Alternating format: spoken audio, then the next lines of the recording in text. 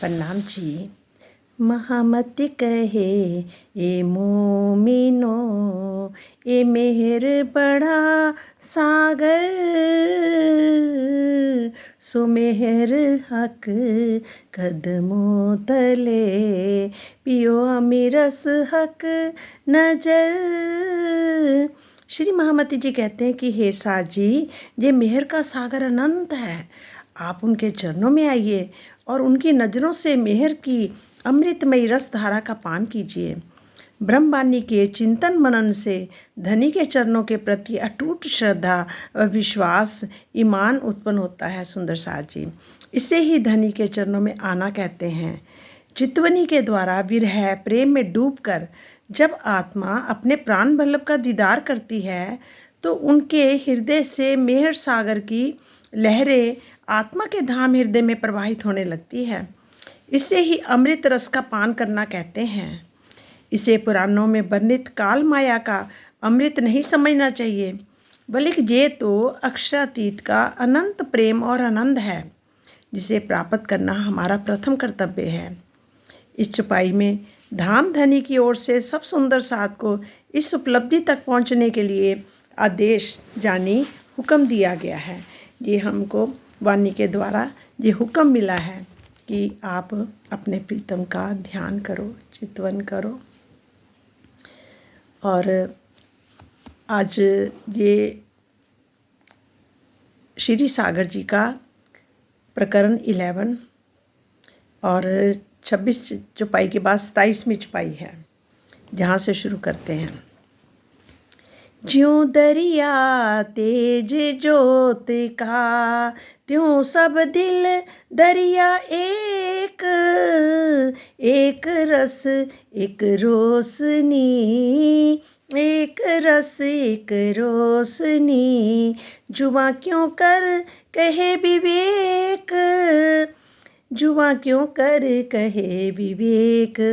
जिस प्रकार चबूतरे पर तेज और ज्योति का सागर दिखाई पड़ रहा है, उसी प्रकार सबके दिल में एक ही वाहिदत एक दिली का सागर लहरा रहा है। सुंदर साज जी, ये चबूतरा कौन सा है? ये हमारा मूल मिलावा है, जहाँ पर हमारे पर आत्म विराजमान हैं। श्री राज श्यामा जी के जो सिंहासन पे बैठे हुए हैं, जुगल स्वरूप सिंहासन पर बैठे हुए हैं, नूरी सिंहासन पर, और नूरी ही स्वरूप और नूरी ही श्रृंगार और नूरी ही सब आभूषण।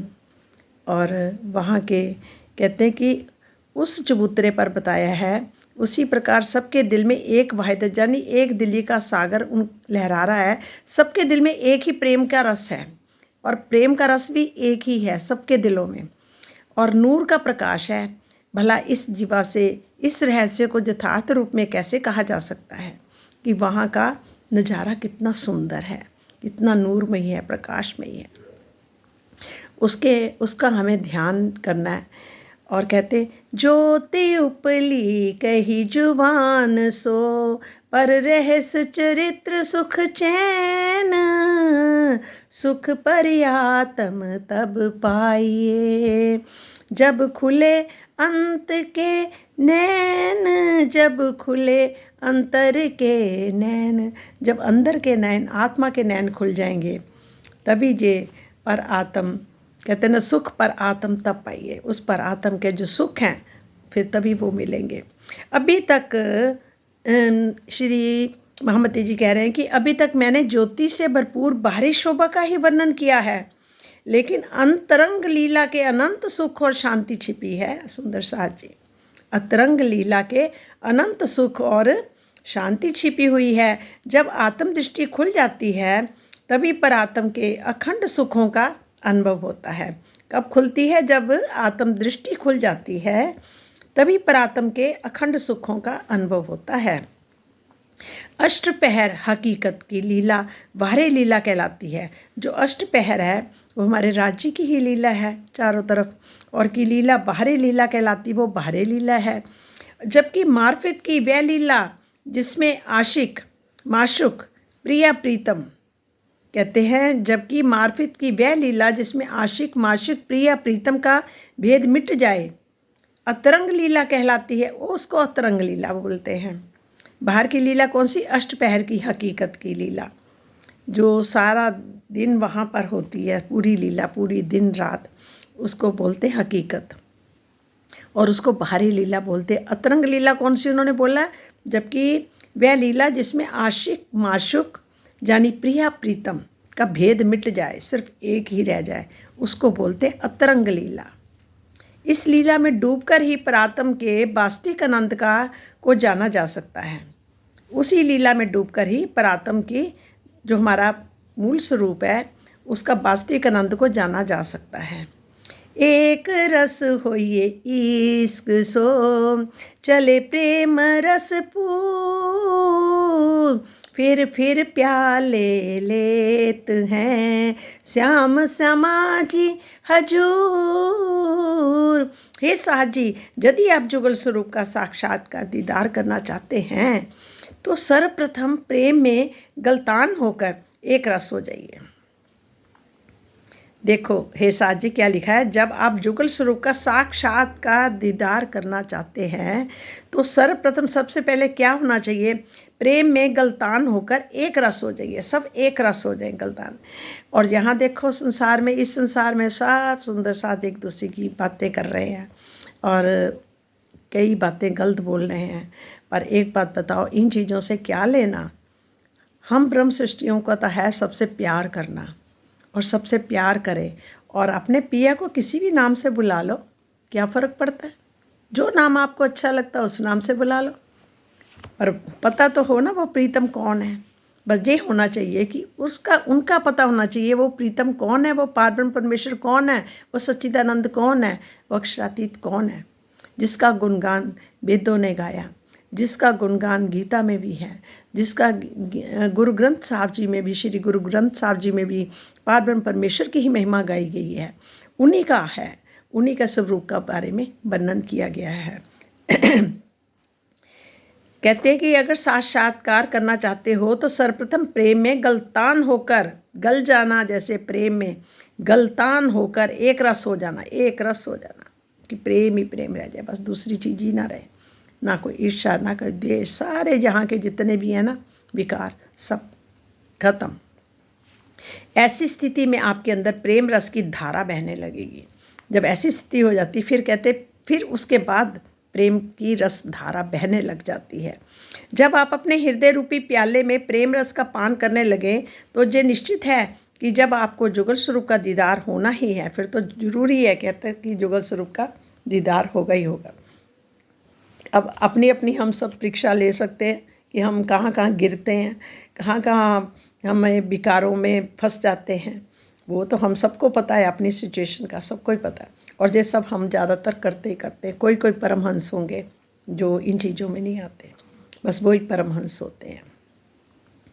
जब आत्मा पिंड ब्रह्मांड से परे होकर मात्र अपनी परात्म के ही श्रृंगार भावना करे, इस पिंड ब्रह्मांड से, ये पिंड और ब्रह्मांड से परे होकर मात्र अपनी परात्म के ही श्रृंगार को भावना करे, जो परात्म है हमारा मूल स्वरूप है, उनके ही श्रृंगार का जब वर्णन करे, तो श्रृंगार का भावना करे, तो प्रीतम के दीदार को ही एकमात्र लक्ष्य बना ले कि अब तो मैंने खाली दीदार करना, तो एक रस होना कहते हैं।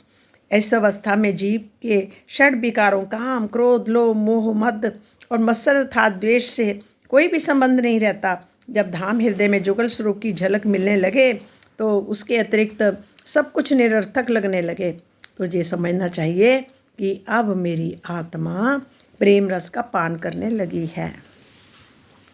हम सब सुंदर साथ कहते तो हैं ये नहीं होता, वो नहीं होता, बिल्कुल ठीक है।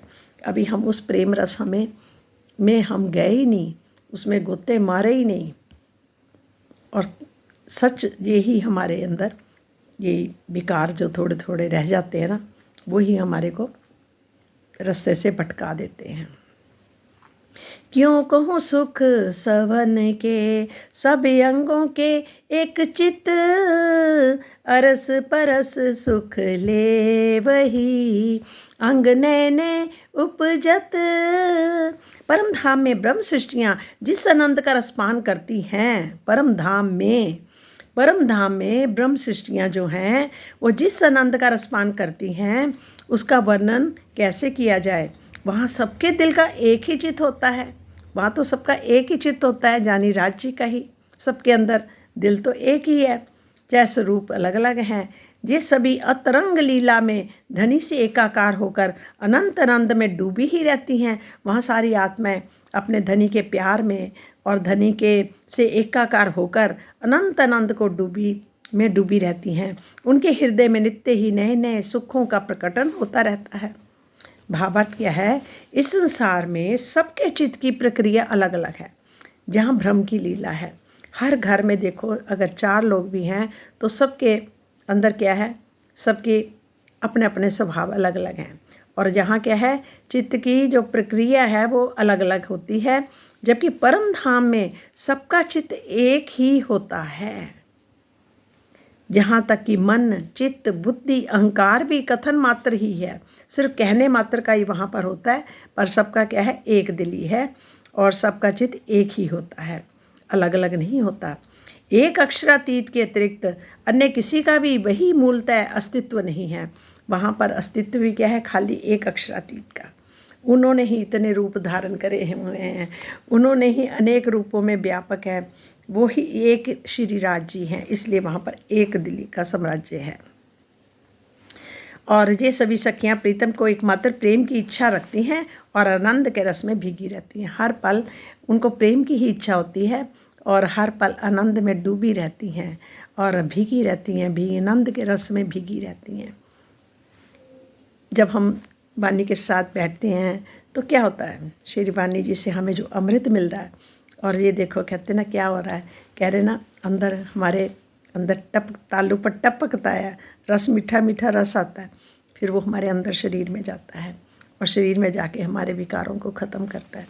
और ये अब हमें देखना, ये वाणी का जो रस है वो हम कितनी बार पीते हैं और कितना पीते हैं, कितने बार और कितना पीते हैं। और नहीं पीते हैं तभी हमारे अंदर विकार इकट्ठे हो जाते हैं, तभी हमें दूसरा दिखता है, एक नहीं दिखता दूसरा दिखता है, द्वैत दिखता है। क्योंकि ये संसार है तो द्वैत का ही है, पर अगर हम जब तक एक रस में नहीं आएंगे तो हमें द्वैत दिखेगा ही दिखेगा। हम सबके साथ प्रेम से बोलें, सबके अंदर उसी को ही देखें कि मेरा ही प्रीतम। अगर किसी ने कुछ कह दिया तो तूने कहा, अगर कुछ नहीं मिला तो तेरी मर्जी, सब उसकी इच्छा से जो वो करना चाहता होता वही है, हुक्म उन्हीं का ही चल रहा है इस धरती पे। इस टाइम कहते हैं कि सब शक्तियों की भी शक्तियाँ कम हो चुकी हैं और सब तरफ राज्य, इस टाइम हुक्म सब तरफ राज्य का ही चल रहा है, पारब्रह्म परमेश्वर का ही चल रहा है। लोग इंतज़ार कर रहे हैं, वो आएंगे आएंगे आएंगे।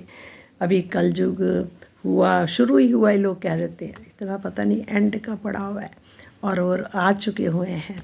और वो आनंद का सागर है, उन्होंने अपने घर के एक एक भेद खोल दिए। वो अपनी ब्रह्म सृष्टियों को जगा रहे हैं। जहाँ ब्रह्म सृष्टियाँ जागी ये संसार खत्म। एक पल का खेल है, एक पल का।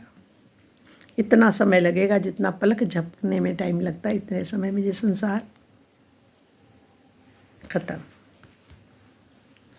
इन धाम के जो धनी तिन अंगों का स्नेह, हेत चित आनंद इनका क्यों कहूँ जुआ इन देह। धाम धनी श्री राज जी की अंग रूपा इन ब्रह्म सृष्टियों के दिल में अपने प्राण वल्लभ को रिझाने के लिए जो अनंत लाड प्यार और आनंद भरा हुआ है, उसका वर्णन इस शरीर की जीवा से कैसे करूं। ये महामती जी कह रहे हैं, जो दिन रात वो रसपान कर रहे हैं, जो दिन रात उनको सब कुछ दिखाई दे रहा है, वो दर्शन कर रहे हैं, वो ये कह रहे हैं, तो सुंदर साज जी हमारा क्या हाल होगा, हमारा क्या हाल होगा, हम क्या कर रहे हैं देखा जाए तो।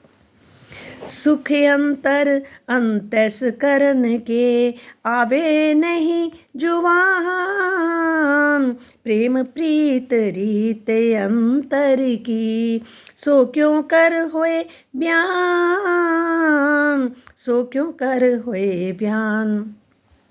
पर आत्म के अंतस्करण में जिस आनंद की अनुभूति होती है उसे इस जीवा से नहीं कहा जा सकता। पर आत्म के अंदर अपने धाम धनी को रिझाने के जो प्रेम और प्रीति की रीति तरीका है उसका वर्णन कर पाना कदापि संभव नहीं है। सुंदर साथ जी, इस छुपाई में अंतर शब्द से तात्पर्य है आत्मा से परे परात्म। प्रेम घनीभूत जमा हुआ रूप है जो प्रीति द्रव्यभूत बहता हुआ वस्तुतः। जब प्रेम ही शब्दातीत है तो प्रेम के द्वारा अपने माशूक को रिझाने की प्रक्रिया रीति शब्दों में कैसे व्यक्त की जा सकती है। यहाँ कह रहा है परात्म के अंतःस्करण में जिस आनंद की अनुभूति होती है, परात्म के मतलब मूल रूप जो आत्मा का जो मूल स्वरूप है, जो परम धाम में है, मूल मिलावे में है, उसके अंतःस्करण में जिस आनंद की अनुभूति होती है, इस जीवा से नहीं कहा जा सकता। परात्म के अंदर अपने धाम धनी को रिझाने के जो प्रेम और प्रीति की रीति तरीका है उसका वर्णन कर पाना कदापि संभव नहीं है। इसको वर्णन भी नहीं कर सकते। और सत्य स्वरूप जो धाम के तिनके अंतःस्करण, इश्क तिनके अंग का सो कछुक करूं वर्णन। परम धाम में ब्रह्म सृष्टियों के अखंड तन है। परम धाम में ब्रह्म सृष्टियों के अखंड तन है, वहाँ पर अखंड तन है, आदि से है और हमेशा ही रहेंगे। उनके अंतःस्करण, उनके जो अंतःस्करण अंग दिल, जो दिल है में जो इश्क का रस प्रवाहित होता है उसका थोड़ा सा वर्णन करती हूँ। वो कौन कह रहे हैं? महामती जी कह रहे हैं मैं उनका थोड़ा सा वर्णन कर रही हूँ क्योंकि इस मुख से नहीं हो पाता वो वर्णन। नख सिक अंग इश्क के, इसके सधों संध, रोम रोम सब इश्क क्यों कर कहूँ सनंद, क्यों कर कहूँ सनंद। नख सिक अंग इश्क के, इसके संधो संध। परात्म के तनों में, जो परात्म के तन हैं, नख से शिक तक प्रत्येक अंग में, रोम रोम में और अंगों के जोड़ों में भी प्रेम ही प्रेम भरा है। वहाँ रोम रोम में, एक एक अंग के जोड़ों में भी प्रेम भरा हुआ है। इस दिव्य प्रेम इश्क की यथार्थता का मैं कैसे वर्णन करूं। सुंदर साथ जी, अंतःस्करण इश्क के, इसके चित चित बन, बाता करे इश्क की कछु देखे ना इश्क बिन।